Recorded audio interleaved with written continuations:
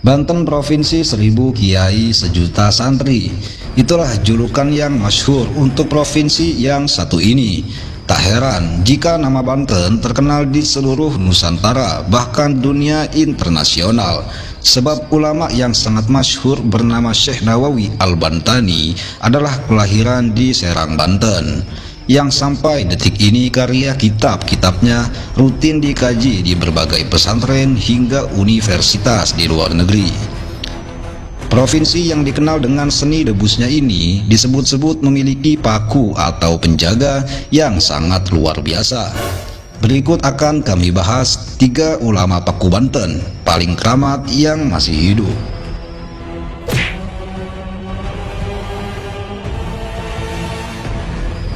1. Abuya Syar'i Ciomas. Abuya Tubagus Ahmad Syar'i Ciomas, Banten, sosok ulama yang saat ini paling diakui keberadaannya sebagai himayah atau paku Provinsi Banten. Beliau merupakan satu-satunya murid Syekh Nawawi Al-Bantani sekaligus ulama seangkatan Mbah Hasyim Asy'ari, pendiri Nahdlatul Ulama yang masih hidup. Kini usianya sudah mencapai kisaran 140 tahunan, tentu sudah sangat sepuh. Ulama yang satu ini sangat jarang dikenali masyarakat Indonesia. Bahkan orang Banten sendiri masih banyak yang tak mengenalinya, dikarenakan beliau memang jarang keluar terlihat publik. Kesehariannya hanya berdiam di rumah dan menerima tamu yang datang sowan ke rumahnya untuk meminta doa dan barokah dari beliau. Jika membahas karomah kesaktian Abah Syar'i, nampaknya tak akan ada habis-habisnya. Beliau disebut-sebut sebagai pemegang golok Ciomas. Golok bukan sembarang golok, tapi golok ini merupakan golok bersejarah yang menjadi wasilah terusirnya orang-orang Baduy saat mereka menyerang Banten. Konon, pasukan Baduy akan kembali menyerang Banten ketika Paku Banten wafat dan tak ada lagi penerusnya. Golok Ciomas kini sudah beredar di mana-mana, namun golok asli yang bersejarah ini hanya ada satu yang saat ini berada dalam pengawasan Abuya Syar'i Ciomas.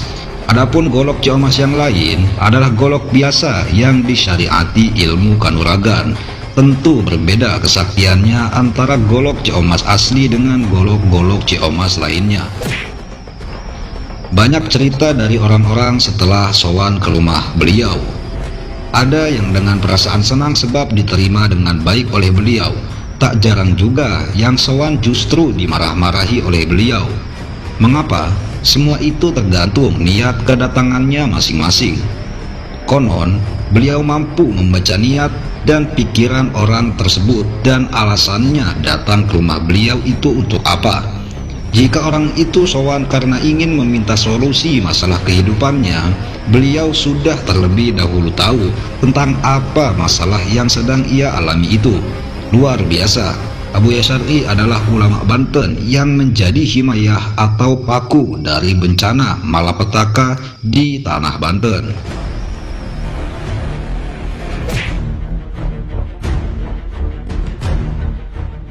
2. Abuya Muhtadi Cidahu, Pandeglang, Banten. Beliau merupakan salah satu ulama yang diakui sebagai pakunya tanah Banten. Seorang ulama yang terdaftar dalam jajaran Mustasyar PBNU ini adalah seorang putra dari Abuya Dimyati Cidahu, Pandeglang. Ayahnya merupakan seorang waliullah yang sangat masyhur, tak hanya di Nusantara namun juga dunia internasional. Dulu Abuya Dimyati pernah dipenjarakan oleh salah satu partai politik. Namun anehnya, ketika Abuya Dimyati di dalam penjara, semua penjaga lapas yang ada di situ selalu merasakan hal yang aneh, seperti muntah-muntah, sakit perut, dan buang air besar terus-terusan. Akhirnya dalam jangka waktu singkat, Abuya Dimyati dibebaskan dari penjara. Baik, kita kembali kepada sosok karismatik Abuya Muhtadi. Banyak murid-muridnya yang menyaksikan secara langsung karomah beliau. Salah satunya yang terkait soal banjir besar di sekitar daerah Serang belakangan ini, yang menghanyutkan banyak korban, bangunan, pepohonan besar, dan barang-barang berharga lainnya. Cerita ini saya dengar langsung dari salah satu murid beliau. Sebelum terjadi banjir besar di Serang, malam harinya Abuya Muhtadi melakukan ritual zikir yang cukup lama.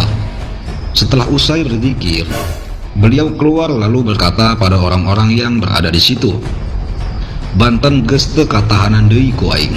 Artinya Banten sudah tidak dapat tertahan lagi oleh saya. Orang-orang yang berada di situ bingung, apa maksud Abah Muhtadi berkata demikian? Apa yang akan terjadi di tanah Banten ini? Biasanya kalau Abah berkata begitu, tak lama lagi akan ada hal besar yang akan terjadi di tanah Banten. Benar saja, keesokan harinya, sekitar waktu subuh Banten berduka, khususnya yang berada di daerah Serang dan sekitarnya. Terjadi banjir besar yang luar biasa, menghanyutkan cukup banyak manusia, bangunan-bangunan, pepohonan besar, dan barang-barang berharga lainnya. Sungguh luar biasa.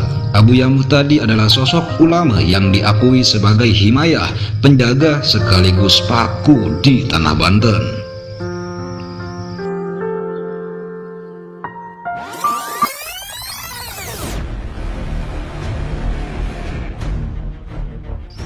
Tiga, Abuya Munfasir pada Rincang, Banten. Ulama Paku Banten yang terakhir adalah Abuya Munfasir yang bertempat tinggal di Padarincang, Serang, Provinsi Banten. Pesantren beliau yang tanpa nama terletak di kaki Bukit Padarincang. Dulunya beliau seorang dosen, IAIN di kota Cirebon. Setelah itu beliau hijrah kembali ke Padarincang. Beliau menjual seluruh harta bendanya untuk dibelikan sebidang sawah dan membangun sepetak gubuk, dan sisa selebihnya beliau sumbangkan. Beliau pernah bercerita di saat krisis moneter, di mana keadaan sangatlah paceklik, sampai-sampai pada saat itu katanya untuk makan satu biji telur saja harus dibagi 7. Abuya Munfasir hanya menerima santri laki-laki yang jumlahnya maksimal 40 orang saja. Akan tetapi belum pernah santrinya mencapai angka 40 orang. Abuya menerapkan beberapa syarat untuk dapat mondok dan menuntut ilmu di tempatnya. Salah satunya dengan tidak diperbolehkannya membawa apapun, hanya baju yang melekat di badan saja yang diperbolehkan untuk dibawa ke pondok beliau. Selain itu, Abuya juga memberikan syarat untuk siapa saja yang ingin menuntut ilmu dengan beliau, diharuskan untuk dites agar sanggup berpuasa selama 40 hari sambil berbuka dan sahurnya hanya dengan 3 teguk air saja, tidak lebih. Setelah melewati taraf pengetesan ini, Abuya mengharuskan santri untuk berpuasa dengan umbi-umbian yang tidak diperbolehkan untuk dimasak atau terkena api. Pada taraf ini santri harus mengiringi puasanya dengan membaca Al-Quran 10 juz per harinya.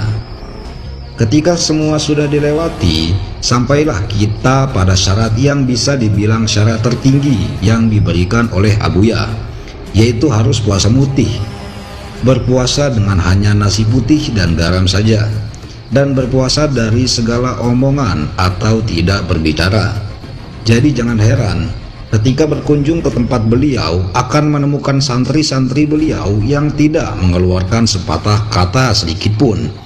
Syarat-syarat yang diberikan beliau memang terlihat sangat berat, tapi beliau punya manhaj sendiri untuk menjadikan santri-santrinya memiliki hati yang bersih, salah satunya melalui jalan tasawuf. Yang pasti kiai ini sangat luar biasa. Penampilannya yang sangat bersahaja membuat orang yang melihatnya bergetar. Wajahnya yang memancarkan nur ilahi, beliau bagai magnet kehidupan. Hidupnya hanya mengajar di pesantren tanpa nama, sederet gubuk yang terlihat biasa saja.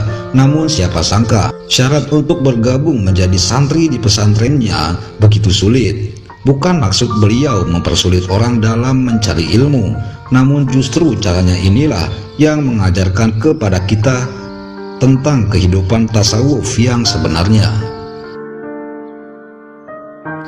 Demikian ulama Paku Banten paling keramat yang sampai saat ini masih hidup. Semoga beliau semua diberi panjang umur dan sehat selalu agar terus dapat membimbing kita menuju jalan ma'rifatullah, jalan hak yang diridhoi Allah Subhanahu wa ta'ala. Amin ya rabbal alamin.